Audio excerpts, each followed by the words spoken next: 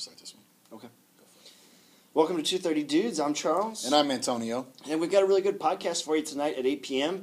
all about Eddie the Eagle. Which I had never heard of. Charles brought it to my attention, and it's a pretty cool story. It is a good story about an Olympian of sorts. Kind of. An Olympian. It'd be like me being an Olympic wrestler. Yes. Very much like that. And so to get you pumped up for tonight's episode, we thought we'd talk about a different eagle. The bald eagle. The bald eagle, the seal, the mascot of the United States. Is it our mascot? I think it's the mascot. It's our national bird, right? It's our national bird. Okay. Yeah, maybe mascot isn't the right word. Okay. Yeah, national bird. National bird. And it's what's on the presidential seal. Yes. Which is what we're going to talk about tonight. So, here's the presidential seal. Very presidential. Yeah. And there are two famous myths surrounding the seal that we thought we'd address real quick, because both of them are, in fact, false. But one of them, for sure, I learned in school. Do you want to start with that one first? Yeah, then? that one would be that Ben Franklin was adamantly opposed to the bald eagle being the symbol of the United States. He wanted it to be the turkey.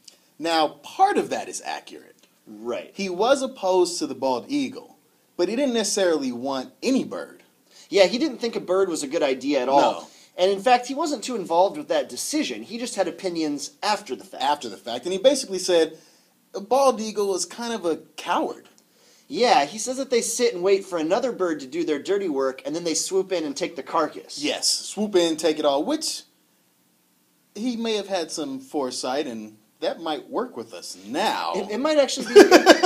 But back then he wasn't accepting of that. And then when he saw a seal that was done in the New Yorker, it kind of resembled a turkey. Yeah. And he just said, well, if we were going to use a bird, I'd rather have a turkey because it's a little more nobler. It's a little goofy, but at least it's native to the U.S. Yeah, and it just looks more like a turkey anyway, is what he was saying. And that was in a letter that he wrote to his daughter after the seal had already been approved and was already in place. Yes. But it is a myth. It is a myth, yeah. He didn't want the turkey. He didn't want any bird. No bird. Yeah. Now, the second myth has to do with Truman when he took the presidential seal and changed it from the bird facing the arrows to facing the olive branch. That's right. So as you can see behind us in the current presidential seal, the bird faces the talons. Talons that are holding the olive branch, which is a more peaceful sentiment. Yes, extending the olive branch. Peace. But prior to that time, the bird faced the arrows. 1916 to 1945, it faced the arrows. That's right. And the myth that surrounds this one is that the bird's head actually changes depending on if we're in a state of war or a state of peace. That they change the presidential seal, but that's in fact false. No.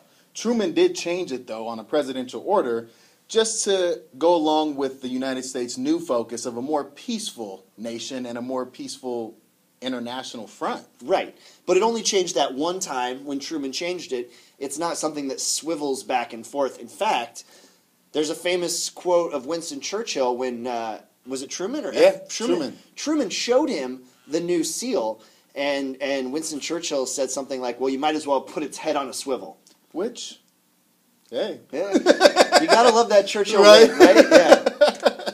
So that's all again in honor of our podcast tonight, Eddie the Eagle, 8 p.m. Pacific Standard Time. You can catch it on 230dudes.com, Stitcher, Spreaker, iTunes. Grab it wherever you can. We're on Facebook, SoundCloud, everything.